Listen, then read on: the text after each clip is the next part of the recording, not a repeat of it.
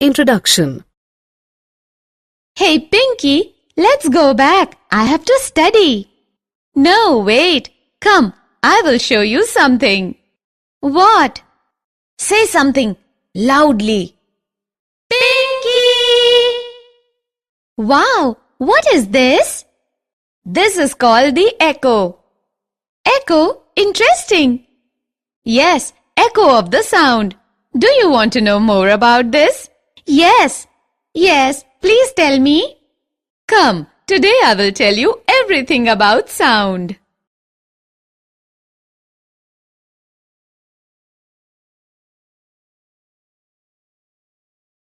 Objectives.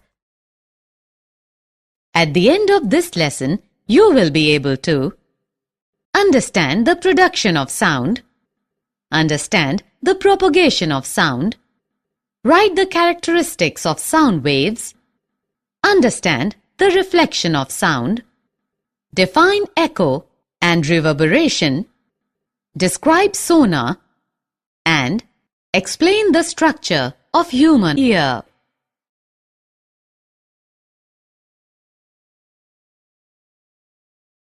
Production of sound. Students, we know that sound is a sensation or a feeling that we hear. Sound is produced with a vibrating object. The motion of materials or objects causes vibrations. Vibration means a kind of rapid to and fro motion of an object. Let us look at some examples of how certain sounds are produced. Human voice. The sound of the human voice is produced due to vibrations in the vocal cords. Animal sound. When a bird flaps its wings, a sound is produced. Bees buzz as they fly because of the rapid movement of their wings. Their wings make the air vibrate, producing a buzzing sound. Musical sounds. Musical instruments produce many different sounds in various ways. Some instruments need to be struck by an object in order to produce a sound, while some instruments, such as a harp or a violin, produce sounds when one or more of their strings are plucked, causing them to vibrate.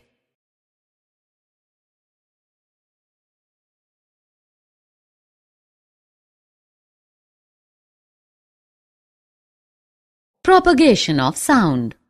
For sound to be generated and heard, it must have three things. They are a source, a medium through which to pass, and a receiver. Let us assume the source is the speaker's voice. The medium through which it is transmitted is air, and the receiver is the listener's ear. When a sound is generated by the speaker's speech, or when an object vibrates, it sets the particle of the medium around it vibrating. The particles do not travel all the way from the vibrating object to the ear. A particle of the medium in contact with the vibrating object is first displaced from its equilibrium position. It then exerts a force on the adjacent particle, which gets displaced from its position of rest. After displacing the adjacent particle, the first particle comes back to its original position. This process continues in the medium till the sound reaches your ear. During propagation of sound in a medium, the particles of the medium do not move forward themselves, but the disturbance is carried forward.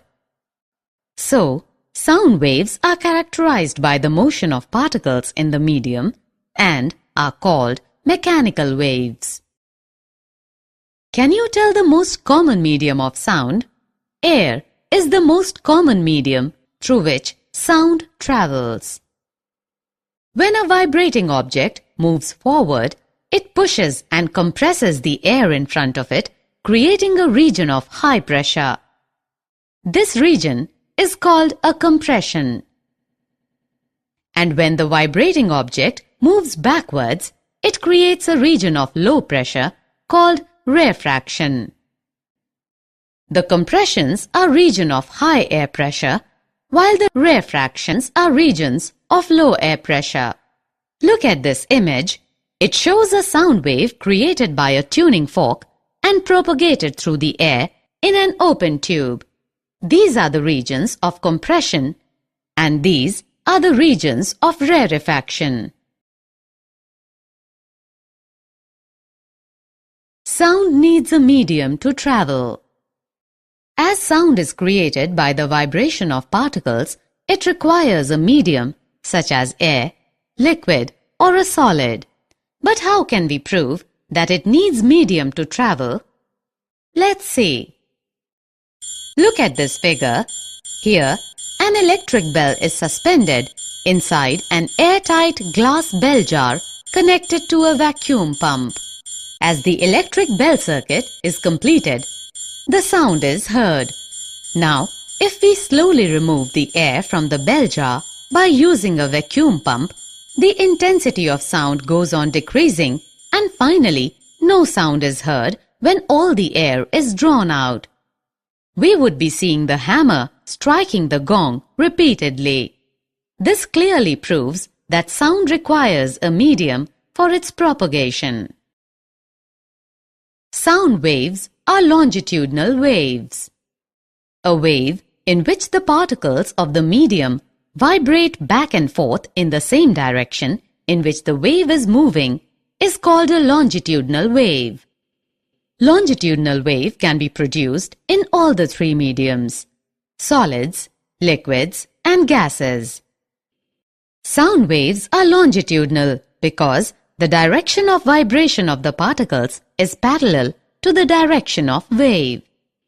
When a sound wave passes through air, the particles of air vibrate back and forth parallel to the direction of sound wave. Thus, when a sound wave travels in the horizontal direction, then the particles of the medium also vibrate back and forth in the horizontal direction, but parallel to the direction of sound.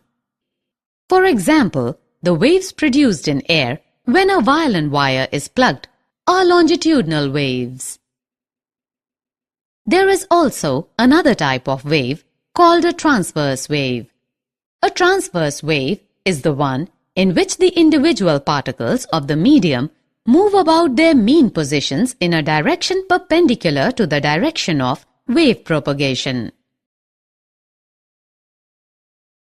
Characteristics of a sound wave. A sound wave can be described by three basic qualities, that is, its frequency, amplitude, and speed. The number of times the wavelength occurs in 1 second is called frequency. It is measured in kilohertz or cycles per second. The faster the sound source vibrates, the higher the frequency. Higher frequencies are interpreted as a higher pitch. For example, when you sing in a high-pitched voice, you are forcing your vocal cords to vibrate quickly. Thus, a high-pitched sound corresponds to more number of compressions and rarefactions passing a fixed point per unit time. Objects of different sizes and conditions vibrate at different frequencies to produce sounds of different pitch. It is usually represented by a Greek letter nu. Its SI unit is Hertz. We know that compressions are the regions where particles are crowded together and represented by the upper portion of the curve. The peak represents the region of maximum compression. Thus, compressions are regions where density as well as pressure is high. Rarefactions are the regions of low pressure where particles are spread apart and are represented by the valley, that is, the lower portion of the curve. A peak is called the crest and a valley is called the trough of a wave. The distance between two consecutive compressions or two consecutive rarefactions is called the wavelength. The wavelength is usually represented by a Greek letter lambda. Its SI unit is meter, m. The time taken by two consecutive compressions or rarefactions to cross a fixed point is called the time period of the wave. It is represented by the symbol T. Its SI unit is second. Frequency and time period are related as nu is equal to 1 upon T. The strength or power of a wave signal is called its amplitude, or the height of the wave when viewed as a graph is the amplitude. The loudness or softness of a sound is determined basically by its amplitude. The amplitude of the sound wave depends upon the force with which an object is made to vibrate. Speed. The speed of sound is defined as the distance with which a point on a wave, such as a compression or a rarefaction, travels per unit time. We know that speed, u is equal to distance upon time, which is equal to lambda upon t. Here, lambda is the wavelength of the sound wave. It is the distance travelled by the sound wave in one time period of the wave. Thus, u is equal to lambda into nu. That is, speed is equal to wavelength into frequency. Speed of sound in different media. The speed of sound depends on the material through which it's passing. It is greater in solids than in liquids or gases because the molecules in a solid are closer than in a liquid or gas. In this table, you can find the speed of sound in different media at 25 degrees Celsius.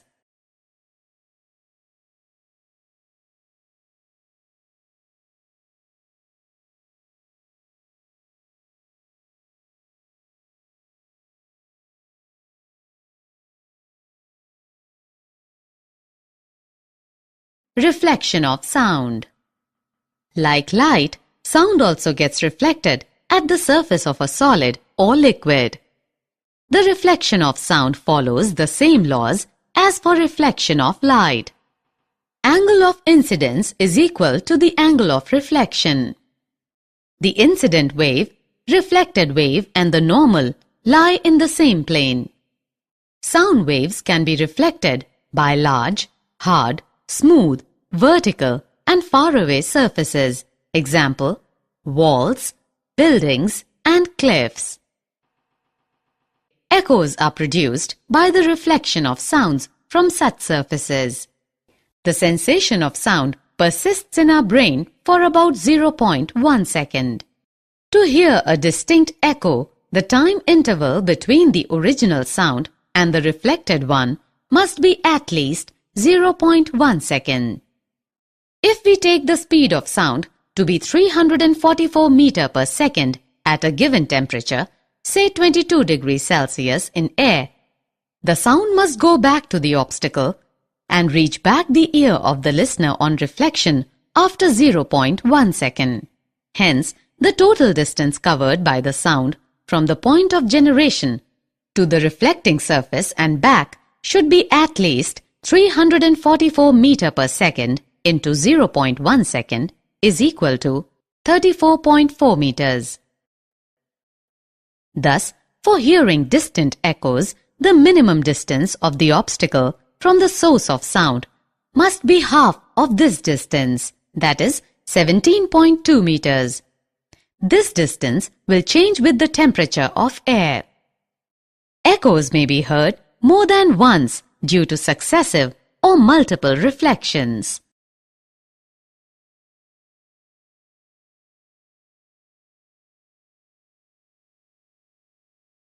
Reverberation. The repeated reflection that results in this persistence of sound is called reverberation. A reverberation is perceived when the reflected sound wave reaches your ear in less than 0.1 second after the original sound wave. For example, a sound created in a big hall will persist by repeated reflection from the walls until it is reduced to a value where it is no longer audible. Let's now solve a problem. A person shouts near a cliff and hears the echo after 5 seconds. What is the distance of the cliff from the person if the speed of the sound v is taken as 300 meters second raised to the power minus 1? Given that the speed of sound v is 300 meter second raised to the power minus 1.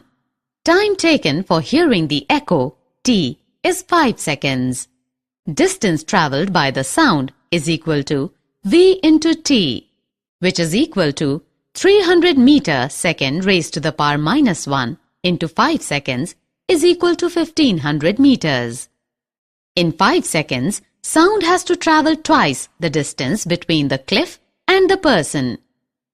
Hence, the distance between the cliff and the person is 1500 meters by 2, that is 750 meters.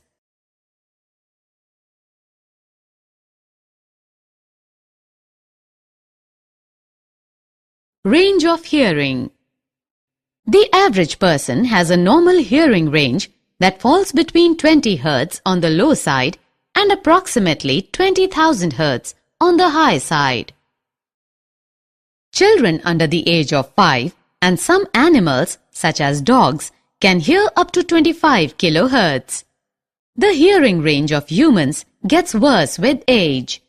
People lose the ability to hear sounds of high frequency as they grow older. Sounds of frequencies below 20 Hz are called infrasonic sound or infrasound. Some animals like whales and elephants produce sounds in the infrasound range. Frequencies higher than 20 kHz are called ultrasonic sound or ultrasound. Dogs can hear some ultrasound, thus a dog trainer can use an ultrasound whistle to call his dog. Ultrasound is even more important for bats because they rely on ultrasound to see the world. Applications of ultrasound. We use ultrasounds in industries and for medical purposes. Ultrasounds are able to travel along well-defined paths, even in the presence of obstacles. The doctors use a high-frequency ultrasound handheld transducer to scan the mother's abdomen. It is generally used to clean parts located in hard-to-reach places, for example, spiral tube, odd-shaped parts, electronic components, etc. Ultrasounds can be used to detect cracks and flaws in metal blocks. Ultrasonic waves are allowed to pass through the metal block and detectors are used to detect the transmitted waves. If there is even a small defect, the ultrasound gets reflected back, indicating the presence of the flaw or defect. Ultrasound is used for echocardiography. In this, the ultrasonic waves are made to reflect from various parts of the heart and form the image of the heart. Ultrasound is also used to break small stones formed in the kidneys into fine grains. These grains later get flushed out with urine.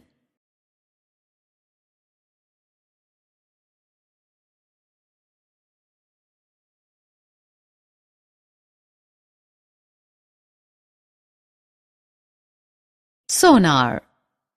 Sonar is the device that uses ultrasonic waves to measure the distance, direction, and speed of underwater objects. The word sonar stands for sound navigation and ranging. Sonar consists of a transmitter and a detector and is installed in a boat or a ship. The transmitter produces and transmits ultrasonic waves. These waves travel through water and after striking the object on the seabed get reflected back and are sensed by the detector. The detector converts the ultrasonic waves into electrical signals which are appropriately interpreted. The distance of the object that reflected the sound wave can be calculated by using echo ranging method. Let the time interval between transmission and reception of ultrasound signal be t and the speed of sound through seawater be v. The total distance 2d traveled by the ultrasound is then 2D is equal to V into T. This is the echo ranging method.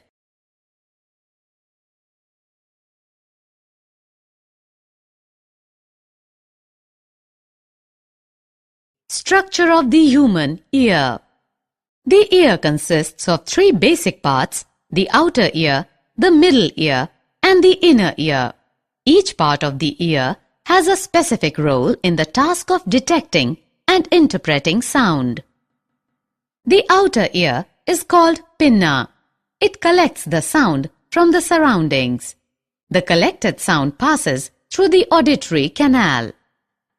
At the end of the auditory canal, there is a thin membrane called the eardrum or tympanic membrane. The eardrum moves inward and outward as the compression or rarefaction reaches it. In this way, the eardrum vibrates. These vibrations are amplified by the three bones, namely the hammer, anvil, and stirrup in the middle ear. The middle ear transmits these vibrations to the inner ear. Inside the inner ear, the vibrations or the pressure variations are converted into electrical signals by the cochlea. These electrical signals are sent to the brain via the auditory nerve, and the brain interprets them as sound.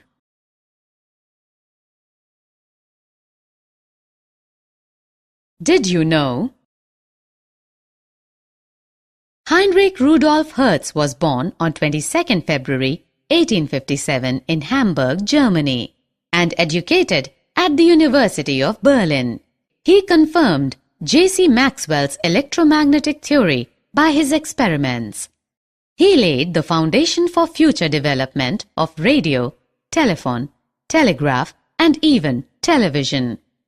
He also discovered the photoelectric effect, which was later explained by Albert Einstein. The SI unit of frequency was named as Hertz in his honor. Hearing aid. People with hearing loss may need a hearing aid. A hearing aid is an electronic, battery-operated device. The hearing aid receives sound through a microphone.